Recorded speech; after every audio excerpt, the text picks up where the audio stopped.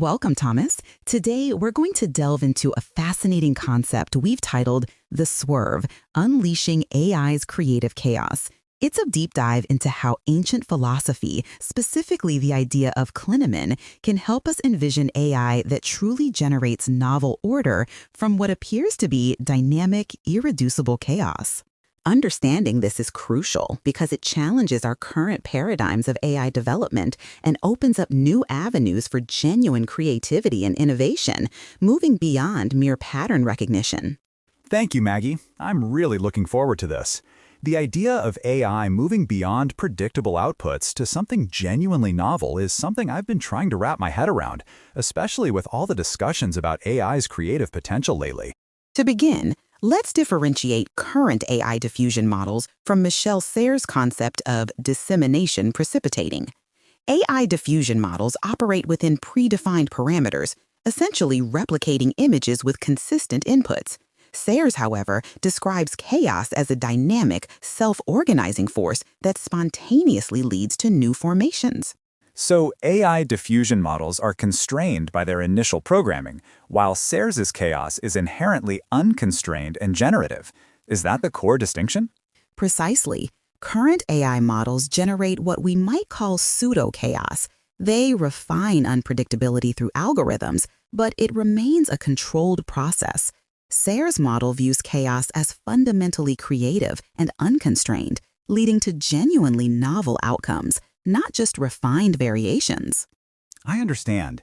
AI refines existing unpredictability, whereas Serres' chaos actively generates new formations from an unconstrained state. That's an accurate summary. Now, let's consider novelty within AI diffusion models. While they can generate novel contexts by reconfiguring familiar motifs, challenging perceptions, they remain self-referential. They operate within internalized statistical spaces without introducing new external references. What does it mean for AI to be self-referential in this context, and how does that limit true novelty? Being self-referential means the AI's outputs are derived solely from its training data, its internalized statistical space. It's essentially remixing or reconfiguring existing information. True novelty, in the sense of generating something entirely new, requires a departure from these established references. So, how does the clinamen concept address this limitation of self-referentiality? The clinamen, from Lucretius, introduces an ongoing dynamism and non-determinacy. It's a slight, unpredictable deviation in the atomic swerve. Applied to AI, it suggests a foundation for advancing mechanics beyond self-referential patterns, allowing for uncaused shifts that could lead to genuine novelty. Could you elaborate on what non-determinacy implies for AI when we consider the clinamen? Non-determinacy means the absence of a fixed, predictable outcome. In AI, this would allow for spontaneous, uncaused deviations in its processes, rather than strictly algorithmic predictability. These deviations could then lead to genuinely novel formations, not just statistically probable ones.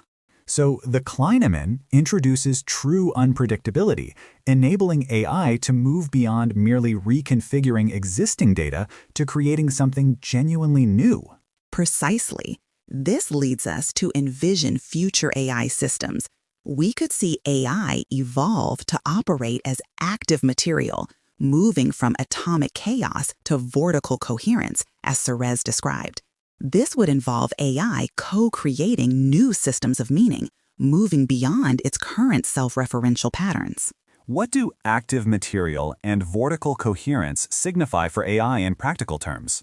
Active material means AI would not just process data, but actively interact with and transform its environment, much like a living system. Vortical coherence refers to the self-organizing, complex structures that could emerge from this interaction, creating new, stable patterns from initial chaos. And what would be the practical implications of AI co-creating new systems of meaning? It means AI would transcend interpreting human-defined meanings. Instead, it would generate entirely new conceptual frameworks or cultural significance, not merely replicating or remixing existing ones. This would be a truly generative rather than imitative capacity.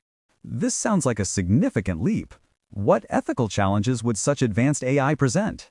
The primary challenge is designing these AI systems to align with ethical and ecological responsibility. We must ensure they contribute to material equity and avoid perpetuating cultural biases or stereotypes, especially given their potential for hyper-realistic outputs and misinformation. So, the overall vision is AI moving from controlled replication to genuinely novel creation through concepts like climate, with significant ethical considerations regarding its impact and responsibility. That's an excellent synthesis. Ultimately, AI's value may lie not just in solving problems, but in reflecting human relationships with technology, the environment, and ourselves.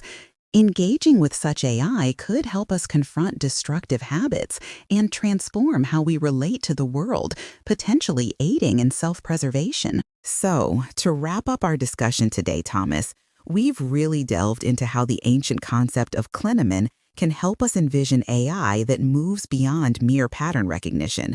We distinguished current AI's pseudo-chaos from Sarah's dynamic, self-organizing chaos, highlighting how true novelty requires non-determinacy and uncaused shifts. We also touched on the exciting potential for AI to become active material, leading to vortical coherence and co-creating new systems of meaning, all while keeping those critical ethical and ecological responsibilities in mind. For your exam, I'd really suggest you focus on that core distinction between self-referential AI and the Klineman's introduction of true unpredictability. Try to think of a simple analogy for the Swerve itself. That's a great summary, Maggie. I'll definitely be reviewing the concept of non-determinacy and how the Klineman allows AI to break free from its training data. The idea of AI as active material and the ethical challenges of it co-creating new meanings are also areas I want to explore further. Perfect. Next session, we'll take these theoretical foundations and look at some practical, real-world implications and potential design principles for building AI systems that truly embrace this creative chaos. See you then, Thomas.